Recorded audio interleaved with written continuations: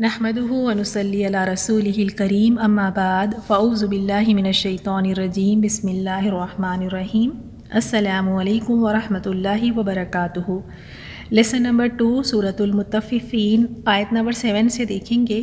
آج کی آیات میں فجار کا ذکر ہے اور ان کے اعمال وہ بھی اس کا بھی ذکر آج کی آیات میں ہے۔ کلا ہرگز نہیں، انا بے شک کتابہ کتاب الفجاری بدکاروں کا، لا یقیناً فی میں سجین بلا شبہ بدکاروں کا اعمال نامہ یقیناً سجین میں ہے، یعنی ان کا ٹھکانہ سجین ہے۔ اور سجین کا معنی یہ ہوتا ہے تنگی کے ہے، یعنی بعض کہتے ہیں کہ سجین قید خانے سے ہے، مطلب یہ ہے کہ قید خانے کی طرح نہایت تنگ مقام ہے، بہت ہی تنگ مقام ہے۔ اور بعض کہتے ہیں کہ یہ زمین کے سب سے نچلے حصے میں ایک جگہ ہے جہاں کافروں، ظالموں اور مشرکوں کی روحوں اور ان کے نام اعمال جمع اور محفوظ ہوتے ہیں۔ تو یہ ایک ایسی جگہ ہے جہاں پر ان کی روحیں بھی ہیں اور وہاں پر ان کے اعمال نامے بھی جمع اور محفوظ ہیں۔ پھر اللہ تعالیٰ فرماتے ہیں وما ادراک ما سجین، اور آپ کو کیا معلوم کہ سجین کیا ہے؟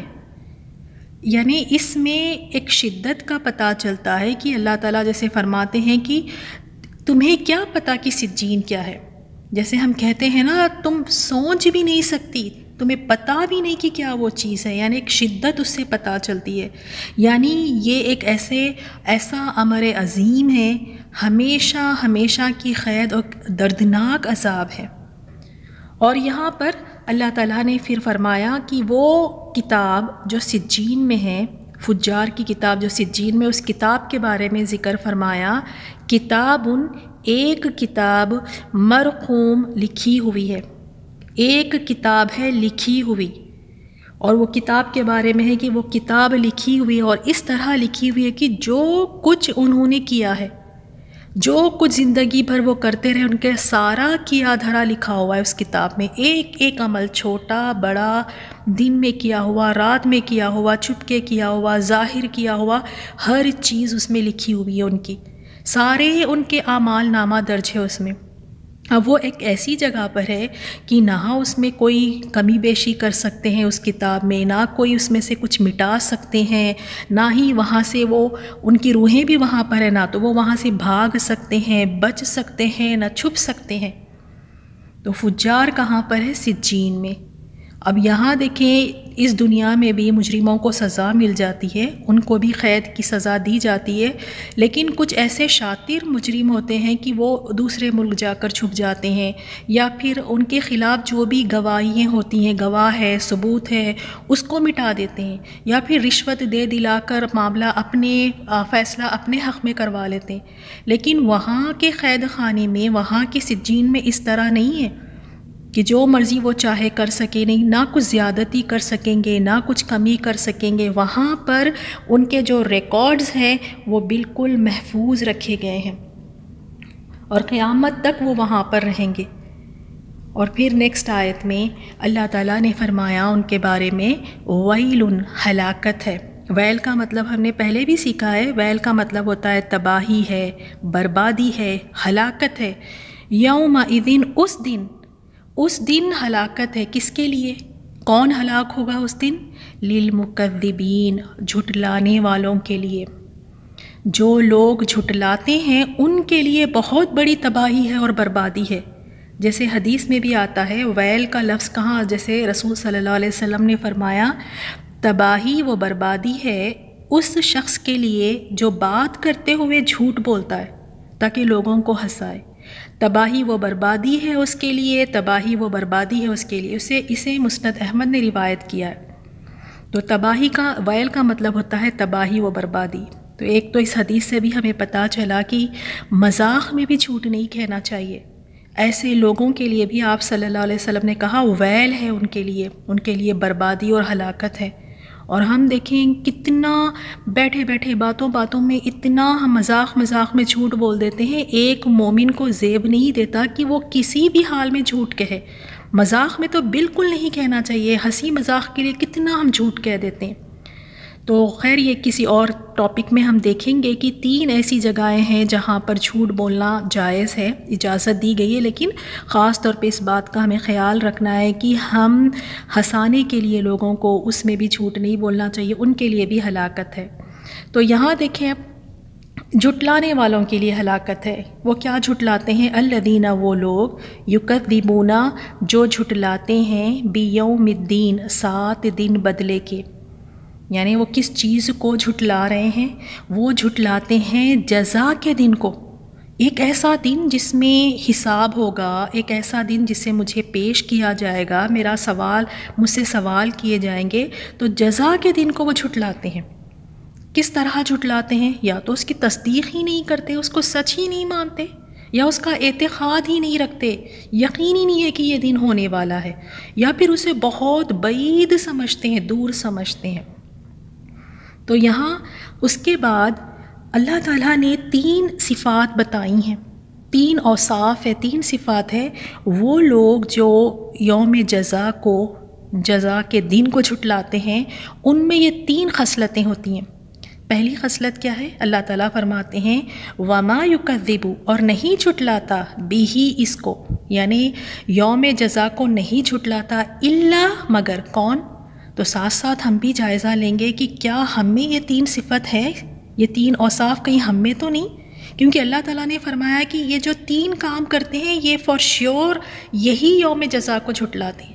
تو سب سے پہلے فرمایا الا، مگر، کل، ہر، معتدن، حد سے بڑھنے والا، حد سے بڑھنے والا، یعنی اللہ تعالیٰ نے جو لمیٹیشنز لگائی ہیں، اللہ تعالیٰ نے جو حدود قائم کیے ہیں، ان حدود کو کراس کر کے، ان لمیٹیشنز کو کراس کر کے آگے نکل جانا، ان سے باہر نکل جانا، اللہ تعالیٰ کے احکامات کی پابندی نہیں کرنا، اپنی خواہش نفس پر چلنا، کیونکہ دین میں ہمیں ہر چیز کے احکام دیے گئے ہیں، وہ چاہے ہمارے معاملات ہو، وہ چاہے ہماری عبادات ہو، جو بھی ہو، ہمیں ہر چیز کے بارے میں رہنمائی کی گئی کہ ہم نے کس طرح کرنا ہے، ایک لمٹ بنا دی گئی، ایک باؤنڈریز ہے، لمیٹیشنز ہے، حدود ہے، لیکن یہ شخص کیا کرتا ہے؟ ان کی پرواہ نہیں کر کے اس سے باہر نکل جاتا ہے، تو وہ جو حد سے بڑھنے والا ہے۔ اور دوسرا اثیم، گناہگار ہے، وہ گناہگار ہے، حد سے بڑھنے والا ہے، اور دوسرا وہ گناہگار ہے۔ اور حد سے بڑھنے میں یہ چیزیں بھی شامل ہے، کس طرح حد سے وہ بڑھتا ہے کہ حرام کام کر لینا۔ اب اللہ نے ایک حد لگائی تھی کہ یہ حرام کام ہے، یہ چیزیں حرام ہیں، ان کے قریب تک نہیں جانا، ان چیزوں کو نہیں کرنا، تو وہ حد سے آگے بڑھ کے حرام کام کرنے لگتا ہے۔ جو مباح کام ہے وہ کاموں سے تجاوز کرنا، گناہوں کے کاموں تک پہنچ جانا، اور اگر جب بھی وہ بات کرے تو جھوٹ بولتا ہے، جب وہ وعدہ کرتا ہے تو اسے پورا نہیں کرتا، اور اگر لڑائی جھگڑا کرتا ہے تو گالیاں بکتا ہے، تو گناہگار بھی ہے اور حد سے آگے بڑھنے والا بھی ہے۔ اور تیسرا اذا، جب، تتلا، پڑھی جاتی ہے، یعنی یہ خود نہیں پڑھتا، پڑھی جاتی ہے، علیہ، اس پر، آیاتنا، ہماری آیات۔ اللہ تعالیٰ فرماتے ہیں کہ جب اس پر ہماری آیات پڑھی جاتی ہے تو سننے کے بعد اس کا رویہ کیا ہوتا ہے؟ قالا، کہتا ہے، اساطیر الاولین، کہانیاں ہیں اولین، پہلوں کی۔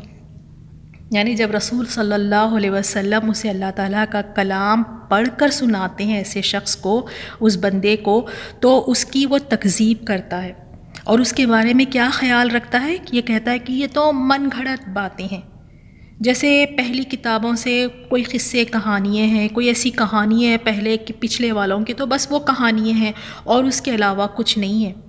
جیسے آج بھی کئی لوگ کہتے ہیں، جب آپ قرآن سے ان کو کوئی آیت بتاتے ہیں، کوئی دلیل یا کوئی پروف دیتے ہیں، تو کیا کہتے ہیں؟ یہ تو پرانی باتیں، آپ کب کی باتیں لے کر بیٹھ گئی ہیں، یہ تو پرانی باتیں، دقیانوسی باتیں، یہ آج کے زمانے میں کہاں چلے گی۔ آج بھی بہت سارے لوگ کہتے ہیں۔ تو کیا کہتے ہیں؟ وہ کہتا ہے کہ یہ تو، یعنی ایسی جب اس پر آیتیں پڑھی جاتی ہے تو کہتا ہے یہ پہلے لوگوں کی کہانیاں ہیں، من گھڑت باتیں ہیں۔ تو اللہ تعالیٰ نے جواب دیا، فرمایا کلا، ہرگز نہیں، ہرگز نہیں۔ اسے کیا لگتا ہے کہ یہ پہلے لوگوں کی کہانی ہے، یہ اللہ تعالیٰ کا کلام نہیں ہے؟ ایسی بات نہیں ہے، بلکہ اصل بات یہ ہے کہ یہ اس طرح کیوں کہتا ہے، اصل وجہ کیا ہے؟ بلکہ رانا، زنگ چڑھ گیا ہے، علی، اوپر، قلوبہم، ان کے دلوں پر۔ اصل وجہ یہ ہے۔ اور یہ زنگ چڑھا کیوں ان کے دلوں پر؟ ما کانو، جو کچھ ہے وہ یکسبون، وہ کمائی کرتے۔ تو ہرگز نہیں، بلکہ ان کے دلوں پر ان کے اعمال کی وجہ سے، اور کون سے اعمال؟ برے، نیک نہیں، برے اعمال کی وجہ سے، ان کے اعمال کی وجہ سے زنگ لگ گیا ہے، دلوں پر ان کے برے اعمال نے زنگ لگا دیا ہے۔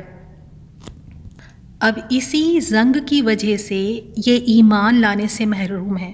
اب یہ ایمان نہیں لائیں گے کیونکہ ان کے دلوں پر زنگ لگ چکا ہے، زنگ لگا ہوا ہے، اور جو گناہ اور خطاؤں کی کثرت ہے اس کی وجہ سے۔ تو ہمیں پتہ چلا کہ انسان کے گناہ کے بھی اثرات ہوتے ہیں اس کے دل پر۔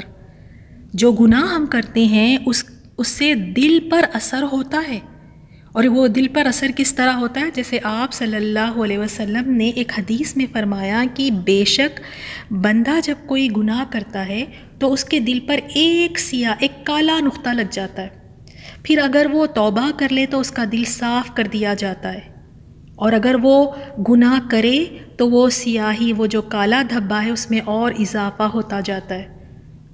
تو جب بھی کوئی ہم گناہ کا کام کرتے ہیں تو اس سے یہ ہوتا ہے کہ ایک نقطہ، ایک کالا نقطہ دل پر لگ جاتا ہے، پڑ جاتا ہے، اور پھر ایک گناہ کے بعد دوسرا گناہ کرنا، دوسرے گناہ کے بعد تیسرا گناہ کرنا، پھر اس طرح وہ انسان کی عادت بن جاتی ہے، اور پھر اس عادت کے بعد وہ چیز پھر ایک لت بن جاتی ہے، اور اس طرح پھر دل زنگ آلود ہو جاتا ہے۔ تو اللہ تعالیٰ نے فرمایا اصل ان کے جھٹلانے کی وجہ کیا ہے؟ کیوں یہ یوم جزا کو جھٹلاتے ہیں؟ کیونکہ ان کے دلوں پر زنگ لگ گیا ہے۔ تو اللہ تعالیٰ محفوظ رکھیں، دلوں پر زنگ لگ جانا ایک بہت بڑی محرومی ہے۔ اللہ تعالیٰ ہم سب کے دلوں کو صاف فرمائے۔ گناہوں کی کثرت کی وجہ سے دل کالے ہو جاتے ہیں، گناہوں کی کثرت کی وجہ سے دل زنگ آلود ہو جاتے ہیں۔ ایک حدیث کا مفہوم ہے، آپ صلی اللہ علیہ وسلم نے فرمایا دل زنگ آلود ہو جاتے ہیں، رسٹی ہو جاتے ہیں۔ تو پوچھا کہ پھر اس کے یعنی اس زنگ کو کس طرح دور کیا جائے؟ تو آپ صلی اللہ علیہ وسلم نے اس کا علاج بھی فرمایا۔ تو کیا آپ اور میں ہم سب اس کا علاج کرنا چاہتے ہیں؟ وہ دل جو زنگ آلود ہو گئے ہیں اس کا علاج بتایا قرآن کی کثرت، اس کو کثرت سے اس کی تلاوت کرنا ہے، اور تلاوت میں کیا ہے کہ اس کو سمجھ کر پڑھیں، اس میں غور و فکر کریں، اس کو سمجھیں، اس کی تلاوت کریں۔ اور دوسرا علاج موت کی یاد۔ آج ہم میں سے کتنے ایسے لوگ ہیں جو موت کو ہم کثرت سے یاد کرتے ہیں کہ دن میں کئی مرتبہ ہم اپنی موت کو یاد کرتے ہیں، کرنا بھی چاہے تو آگے والا کرنے ہی نہیں دیتا کہ ایسی منحوس باتیں نہ کرو، یہ کیا موت کا ذکر لے کر بیٹھیں، حالانکہ یہ موت کا ذکر ہی ہمیں سیدھا رکھ سکتا ہے۔ اور قرآن کی تلاوت، جب اس کی تلاوت کثرت سے کریں گے، کثرت زیادہ، یہ نہیں کہ دل کیا تو کر لیا، وقت ملا تو کر لیا، نہیں، قرآن کی تلاوت کثرت سے کرنی چاہیے۔ تو جس طرح ایک لوہا پانی میں رہ کر زنگ آلود ہو جاتا ہے، اسی طرح دل بھی زنگ آلود ہو جاتے ہیں۔ اب ہم باہر سے بڑے فیشیل کروا کے، کریمز لگا کے، چہرے پہ ایک مسکراہٹ اپنی سجا کر ہم لوگوں کو بڑے دلکش لگتے ہیں، بڑے ہم لوگوں کو خوبصورت لگتے ہیں، لیکن دل اندر سے زنگ آلود ہوا ہے، تو پھر بتائیں اللہ تعالیٰ چہرہ دیکھے گا یا ہمارا دل دیکھتا ہے؟ اور جب ایک مرتبہ یہ دل زنگ آلود ہو جاتا ہے تو پھر دیکھیں یہ انسان کے اوپر کس طرح سے اس کا اثر ہوتا ہے کہ اب انسان میں نا اچھے برے کی تمیز ختم ہو جاتی ہے کہ کیا نیکی ہے، کیا گناہ ہے، کیا حق ہے، کیا باطل ہے، اچھے برے کی پہچان ختم ہو جاتی ہے، کیونکہ دل ہی زنگ آلود ہو گیا ہے۔ جب دل زنگ آلود ہو جاتا ہے، پورا کالا سیاہ ہو جاتا ہے گناہوں کی وجہ سے، پھر کوئی نصیحت اثر نہیں کرتی، اسی لیے ہم نے دیکھا ہے نا کچھ لوگوں کو، آپ ان کو قرآن کی آیتیں پڑھ کر سناؤ، عذاب کی آیتیں پڑھ کر سناؤ، ٹس سے مس نہیں ہوتے، دل اتنے ان کے سخت ہو جاتے ہیں کیونکہ گناہوں کی وجہ سے دل زنگ آلود ہو جاتے ہیں، اور پھر اس پہ کوئی نصیحت اثر نہیں کرتی، کوئی خیر کی بات پھر دل میں داخل نہیں ہوتی۔ تو ہم سب کو چاہیے کہ واقعی ہم بھی اپنے دلوں کی صفائی کرتے رہیں، موت کو کثرت سے یاد کرتے رہیں، قرآن کی ہم کثرت سے تلاوت کریں۔ تو اللہ تعالیٰ نے ان کی یہاں پہ کیا وجہ بتائی کہ اصل ان کی وجہ یہ ہے کہ یہ جو ہے نا ان کے دلوں پر زنگ لگ گئے ہیں اعمال کی وجہ سے۔ اللہ تعالیٰ ہم سب کو توفیق دے کہ ہم نیک عمل کرنے والے بنیں۔ اسی لیے ہم کئی مرتبہ لوگ ہمیں نصیحت کرتے ہیں لیکن نصیحت ہمیں اثر انداز ہی نہیں ہوتی، ہم اس پہ کوئی عمل ہی نہیں کر پاتے۔ تو دیکھیں اب اس کے اور بھی آپ دیکھیں کہ جب ایک انسان یوم جزا کو جھٹلاتا ہے، ایک انسان ایسا ہے کہ فجار ہے، وہ معتدن اثیم ہے، یعنی حد سے بڑھنے والا ہے، گناہ گار ہے، تو اللہ تعالیٰ نے اس کے بارے میں کیا فرمایا؟ کلا، ہرگز نہیں، انہم، بے شک وہ، ان سے، ربہم، اپنے رب سے، یومئذ، اس دن، لمحجوبون، البتہ حجاب میں رکھے جانے والوں میں ہیں۔ اب اس کی سزا دیکھیں کہ ہرگز نہیں، بے شک وہ کافر، وہ فجار اس روز اپنے پروردگار کے دیدار سے یقیناً پردے میں رکھے جائے گا۔ یعنی قیامت کے دن اس کا ایک تو مقام کہاں پر ہے، کہاں رہے گا؟ وہ سجین اس کا مقام ہوگا، اور پھر اس کے ساتھ ساتھ وہ اپنے رب کو، اپنے مالک، اپنے خالق، اپنے پیدا کرنے والے کے دیدار سے محروم کر دیا جائے گا۔ وہ اللہ تعالیٰ کا دیدار اس کو نصیب ہی نہیں ہوگا، اور یہ سب سے بڑی محرومی ہے۔ جیسے ہم نے دیکھا ہے کہ جنت میں سب سے بڑی نعمت کیا ہے؟ اللہ تعالیٰ کا دیدار۔ اللہ تعالیٰ ہم سب کو اس کا دیدار نصیب فرمائے۔ تو یہ لوگوں کے لیے، فجار کے لیے، جو یوم جزا کو جھٹلاتے ہیں، جن کے دلوں پر کیا ہے کہ زنگ لگے ہوئے ہیں، معتد ہے، حد سے گزرنے والے ہیں، اثیم، گناہ گار ہے، تو انہیں اللہ تعالیٰ کا دیدار نصیب نہیں ہوگا، اس سے یہ محروم رہیں گے۔ ثم انہم، پھر انہم، بے شک وہ، لصال الجحیم، البتہ داخل ہونے والے ہیں جہیم میں، جہنم میں، اور ضرور وہ دوزخ میں داخل ہونے والے ہیں۔ یعنی یہ کافر اللہ تعالیٰ کے دیدار سے محرومی کے ساتھ ساتھ جہنم میں رسید کر دیے جائیں گے۔ اللہم اجرنا من النار، اللہ تعالیٰ انہیں جہنم میں رسید کر دے گا۔ اور پھر آخر کی آیت آج کے لیسن میں، ثم یقال ھذا الذی کنتم بہ تکذبون، پھر کہا جائے گا یہی ہے جسے تم جھٹلایا کرتے تھے۔ یہ انہیں اور ذلیل اور خوار کرنے کے لیے کہا جائے گا، ان کو ڈانٹ ڈپٹ پلاتے ہوئے ان سے کہا جائے گا یہی ہے، اسی کا تم دنیا میں انکار کرتے تھے، اسی کو تم جھٹلاتے تھے نا، لگتا تھا کہ کہاں آئے گی، بڑی دور کی بات ہے، تمہیں اس پہ یقین ہی نہیں تھا نا کہ ایک دن تم سے سوال جواب ہوگا، اللہ تعالیٰ کے سامنے تمہیں کھڑا کیا جائے گا، جزا سزا ملے گی، یقین نہیں تھا، یہ لو، یہ ہے، ان کو اور ذلیل کرنے کے لیے۔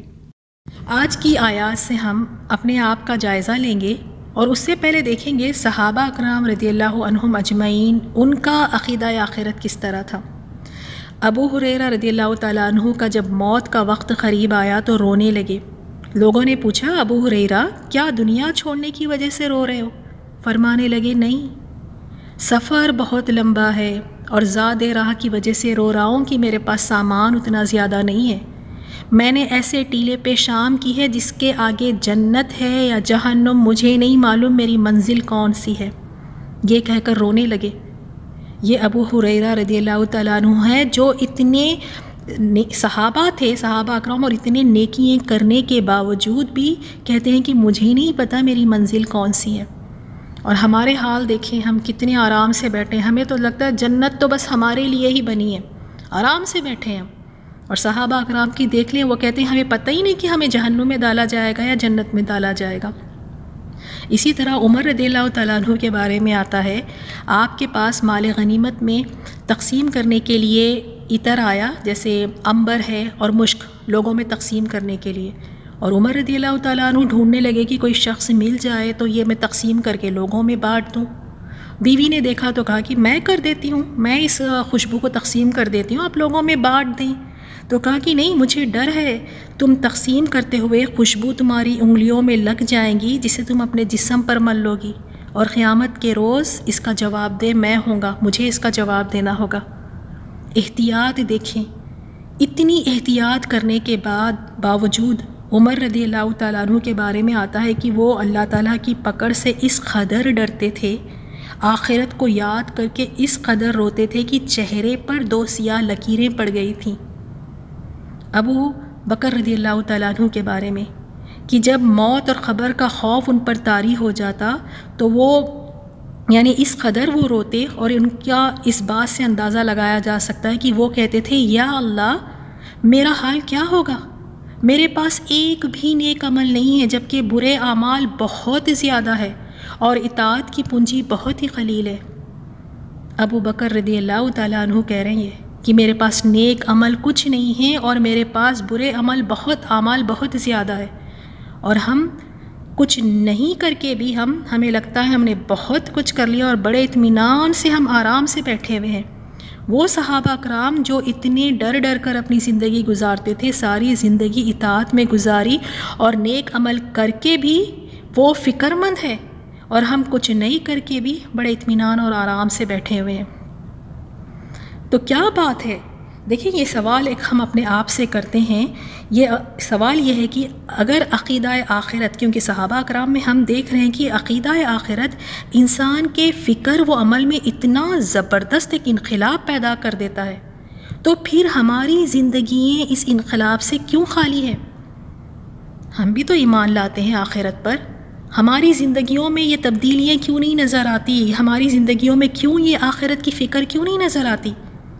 ہم آخرت پر ایمان بھی رکھتے ہیں، لیکن ساتھ ساتھ جھوٹ بھی بول رہے ہیں، دھوکے بھی دے رہے ہیں، فریب بھی کر رہے ہیں، خیانت کر رہے ہیں، حسد ہے، غیبت ہے، ماں باپ کی نافرمانی کر رہے ہیں، رشتے ناطے توڑ رہے ہیں، زنا کاری عام ہو گئی ہے، چوری کر رہے ہیں، رشوت لے رہے ہیں، ایک دوسرے پر ظلم کر کے ان کے حق مار رہے ہیں، ناجائز قبضے کر رہے ہیں، اور پھر ہم کہتے ہیں ہم آخرت پر ایمان بھی رکھتے ہیں۔ اس کا جواب اللہ تعالیٰ نے سورۃ البقرہ میں دیا ہے۔ اللہ تعالیٰ فرماتے ہیں وَمِنَ النَّاسِ مَن يَقُولُ آمَنَّا بِاللَّهِ، بعض لوگ ایسے ہیں جو کہتے ہیں ہم اللہ اور آخرت کے دن پر ایمان لائے، حالانکہ وہ ایمان نہیں لائے، بلکہ وہ اپنے اس دعوے سے اللہ اور اہل ایمان کو دھوکہ دے رہے ہیں، حالانکہ اصل بات یہ ہے کہ وہ خود اپنے آپ کو دھوکہ دے رہے ہیں، لیکن انہیں اس کا شعور نہیں ہے۔ سورہ بقرہ آیت نمبر 8 اور 9۔ تو ہم سب کو جائزہ لینے کی بہت ضرورت ہے یہاں پر کہ اگر ہم ایمان والے ہیں تو ہماری زندگیوں میں پھر یہ جھوٹ، فریب، غیبت، یہ ساری چیزیں کیوں ہیں؟ پھر اللہ تعالیٰ ہم سب کو نفاق سے بچائے، اللہ تعالیٰ اپنے فضل و کرم سے ہمارے حال پر رحم فرمائے، اور موت سے پہلے اللہ تعالیٰ ہمیں تیاری کرنے کی توفیق عطا فرمائے، آمین۔ بسم اللہ الرحمن الرحیم، کلا ان کتاب الفجار لفی سجین، وما ادراک ما سجین، کتاب مرقوم، ویل یومئذ للمکذبین،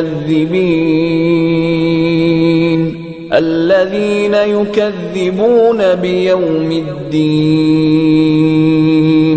وما یکذب به الا کل معتد اثیم، اذا تتلى عليه آیاتنا قال اساطیر الاولین، کلا بل ران على قلوبهم ما كانوا يكسبون، كلا إنهم عن ربهم يومئذ لمحجوبون،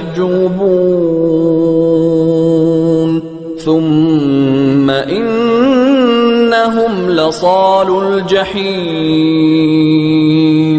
ثم يقال هذا الذي كنتم به تكذبون